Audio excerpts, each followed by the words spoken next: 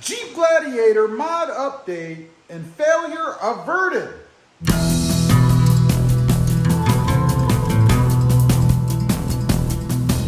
Well, good afternoon everybody and welcome back to Rob Motive JT. Time for a little Jeep Gladiator Mod Update, and I did avert a failure. You know, I've got some stuff coming. Something arrived the other day. It's big and it's actually heavier than I thought it would be. I'll let you see the box anyway of what that is here in just a minute. Maybe we'll pop it open and take a quick look. But let's talk about a couple of other things, I guess. There is one failure. You know, I did trade my Jeep Gladiator Sport S with my mom and a little dough for her Jeep Gladiator Mojave.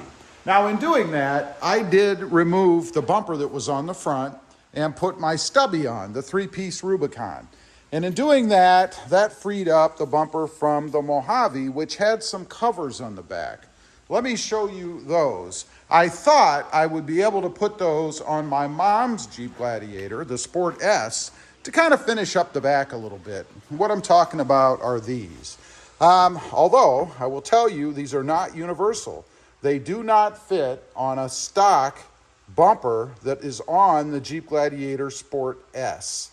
The holes don't line up. Matter of fact, whatever was on there before, or whatever goes on there, I don't believe it came with anything, is screwed on versus push pinned, and the holes don't line up. So that was indeed a failure. I had hoped to finish that off, but I wasn't able to. Next up, I do have the ditch lights that I'm going to put on the front. I had those on the Sport S, and I think they're going to look really sharp on the Mojave. They're an amber color, and I think that'll look good against the Snazberry paint. They go right here in the front. I had them on this bumper before. In hindsight, I probably should have just left them on. I could have just transferred everything and then wired them up, but I didn't. But there was a failure, I thought, that I actually averted. You see, there was a switch that lights up that you use to turn them off and on, obviously.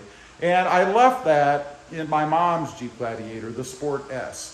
I did that because I didn't want to take it out and have just a hole there. I mean, I had to drill a hole through the cover, the knee pad, if you will, to put that in. So then I thought, gee, that leaves me short a switch because it was in the other one. So the ditch lights that I have, which by the way, are resting comfortably right here. These may look familiar, all the wiring and everything else. And this is where you wire it up to that switch, right? So I ordered a new switch. I was gonna actually put those in today, but I couldn't, or so I thought. Then a light bulb went off. You know, that happens every once in a while. And I thought, gee, you know, that kick plate, that little trim piece, probably is the same, I hoped, in the Mojave as the Jeep Gladiator Sport S. So I went over, grabbed my mom's Jeep, brought it home, and pulled off this plate. It is identical, by the way. And there is the switch that was going to be my failure today. So I have the plate.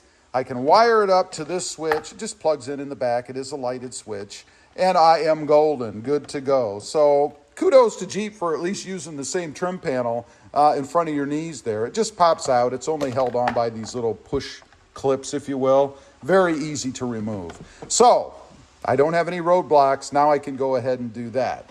Now, I told you I got something big and heavier than I thought in, and I did. And it's in this box right here. It is from Rough Country, and it is a bumper for the back of the Jeep. The idea is to match it up with the tubular bumper, the 3-piece Rubicon style that I have on the front.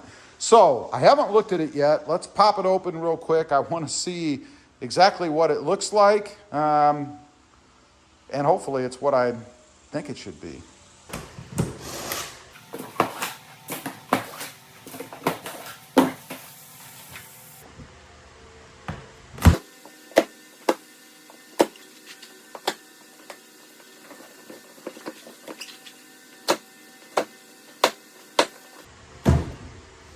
Yeah, I know. I could have just He-Man ripped the box apart, but I wanted to do this one a little bit neater. So let's take a look, see what we've got inside here.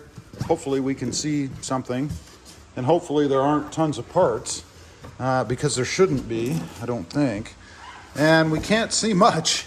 There are some parts and things in here. I don't know what that's about, but you can kind of see through the wrapping here, it is a tubular bumper. I actually thought it would be more exposed than this, so I apologize for that. But it is a bumper. You see it says bumper right there. I'm not going to go ahead and unwrap the whole thing because I want to keep it protected until I install it. So I guess you're just going to have to wait until the install video to see what it actually looks like. Hopefully it's what I wanted. Anyway, I just wanted to give you guys a bit of a Jeep Gladiator mod update and tell you about the fail too. You know, I like to be transparent, so sometimes there are failures. Leave a comment. Let me know what you think. You ever had a failure on a mod? Something that completely stopped the process? I'd be curious to know. Also, real quick, I do have 2 additional channels.